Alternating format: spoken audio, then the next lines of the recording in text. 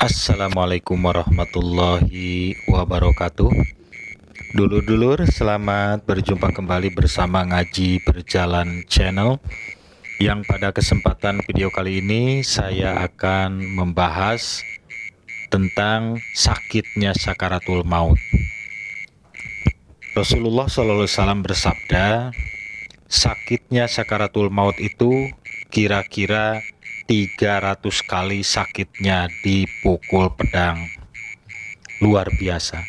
300 kali dipukul pedang. Itu kira-kira seperti itulah sakitnya sakaratul maut. Hal ini seiring sejalan dengan kisah Nabi Idris alaihissalam, yang mana sakitnya sakaratul maut itu tidak bisa dianggap enteng. Kisah Nabi Idris alaihissalam, beliau adalah seorang nabi yang sangat taat kepada Allah Subhanahu wa Ta'ala. Ibadahnya yang luar biasa, sujud, zikir, sholat. Tentunya sholatnya sholat zaman Nabi Idris ya. Dan beliau terkenal sampai ke langit.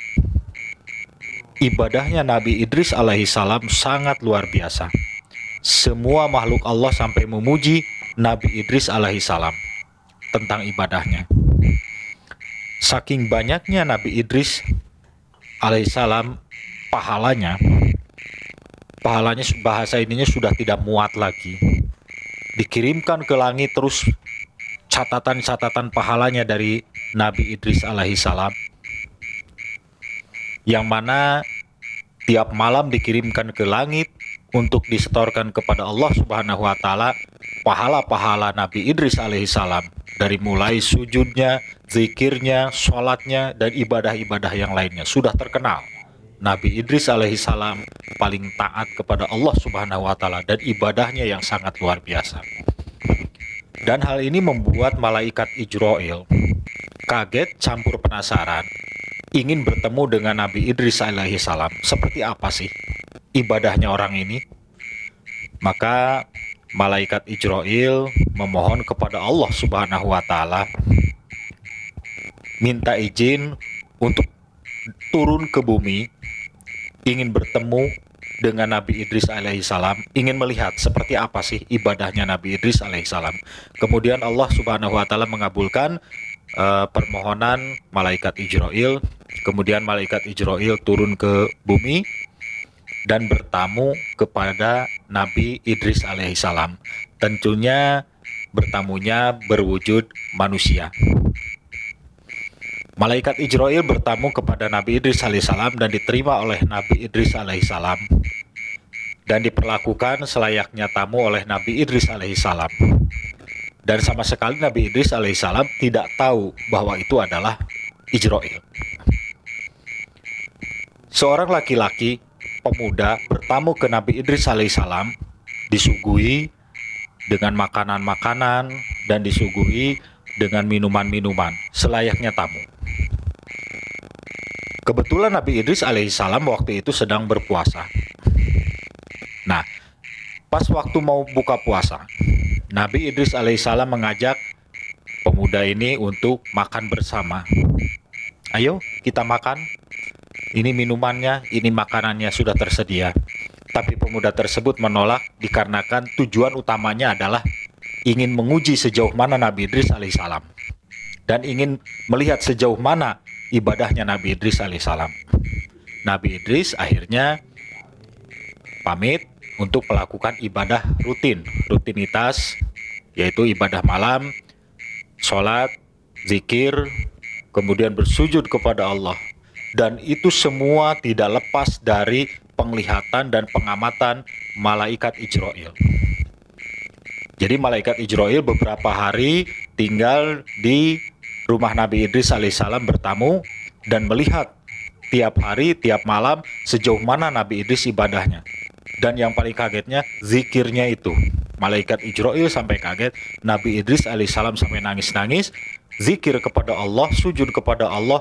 Oh, tentunya inilah mungkin bahwa tiap malam pahalanya diantarkan ke langit. Nabi Idris alaihissalam sangat istimewa dalam ibadahnya kepada Allah Subhanahu wa taala. Nah, lama bertamu di rumah Nabi Idris alaihissalam, malaikat Ijrail diajak oleh Nabi Idris alaihissalam untuk jalan-jalan ke suatu perkebunan di mana di situ terdapat pohon-pohon yang bagus, kemudian juga ada buah-buahannya yang segar-segar dan sangat menggiurkan. Nabi Idris alaihissalam tujuannya hanya untuk menyambut tamu, dibawa jalan-jalan lah, gitu ya. Kemudian setelah ada di perkebunan, malaikat Ijrail sengaja ingin memetik buah-buahan yang ada di depannya. Tujuannya untuk malaikat Ijrail dan Nabi Idris alaihissalam. Tapi keinginannya malaikat Ijrail tersebut dilarang oleh Nabi Idris. Nabi Idris mengatakan, itu pohon bukan punya kita. Haram hukumnya kalau dimakan atau diambil oleh kita. Nah, kemudian malaikat Ijrail dengan wajah yang tanpa berubah sedikit pun, istilahnya wajah tanpa dosa, tenang saja. Walaupun sudah dibilang subhanallah, sebut Nabi Idris alaihissalam bahwa itu adalah bukan pohonnya.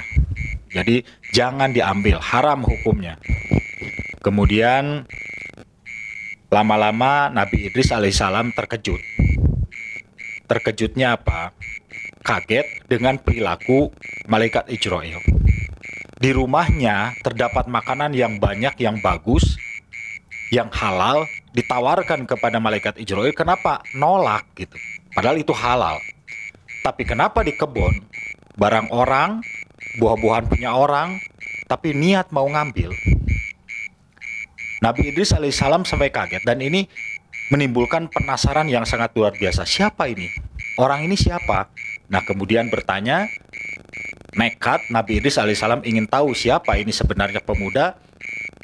Lantas bertanya, wahai pemuda, tolong sebutkan sebenar-benarnya, kamu itu siapa? Tanpa panjang lebar lagi, malaikat Ijrail menyebutkan, aku adalah malaikat pencabut nyawa, Ijrail. Mendengar kata Ijrail, Nabi Idris alaihissalam kaget luar biasa. Badannya gemetar, kemudian rasa takutnya sangat luar biasa. Terus bertanya, apakah kedatangannya ke sini adalah mau mencabut nyawa saya? Nabi Idris bertanya kepada malaikat Ijrail. Tidak, malaikat Ijrail sambil tersenyum dengan hormat, atas izin Allah, aku hanya sekedar berziarah atau berkunjung kepadamu. Nabi Idris mangut-mangut, kemudian Nabi Idris alaihissalam karena mendengar di depan ada malaikat Ijrail, kemudian saya mau memajukan satu permintaan. Mengajukan satu permintaan apa? Malaikat Ijrail bertanya, aku ingin dimatikan. Coba minta izin kepada Allah, matikanlah aku, tapi nanti hidupkan lagi. Saya ingin tahu rasanya mati seperti apa, supaya saya lebih bertakwa lagi, beriman lagi kepada Allah Subhanahu wa taala.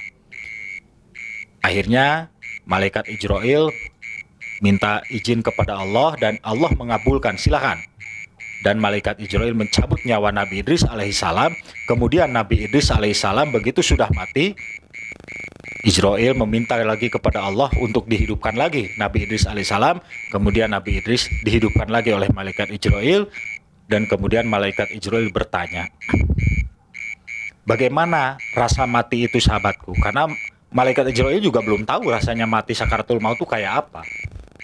Bagaimana rasanya mati itu sahabatku? Tanya malaikat Ijrail. Kemudian Nabi Idris alaihissalam berkatakan, 1000 kali lebih sakit dari binatang hidup dikuliti. Luar biasa. Nabi Idris mengatakan rasanya sakaratul maut itu yaitu 1000 kali lebih sakit dari binatang hidup yang dikuliti. Sangat pedih, sangat perih, sakitnya luar biasa. Nah, itu sudah menjadi gambaran buat kita semua. Kisah Nabi Idris alaihissalam ternyata sakitnya sakaratul maut itu sangat luar biasa. Dan ini menjadi pelajaran buat kita, renungan buat kita. Sakaratul maut itu pedihnya, perihnya sangat luar biasa, jangan dianggap main-main. Bismillahirrahmanirrahim. Semoga video ini bermanfaat dan mudah-mudahan bisa menjadi hidayah buat kita semua untuk lebih meningkatkan keimanan dan ketakwaan kepada Allah Subhanahu wa taala. Amin ya Allah ya rabbal alamin. Demikian, silahkan di like, komen, dan subscribe. Terima kasih. Wabillahi taufik wal hidayah. Wassalamualaikum warahmatullahi wabarakatuh.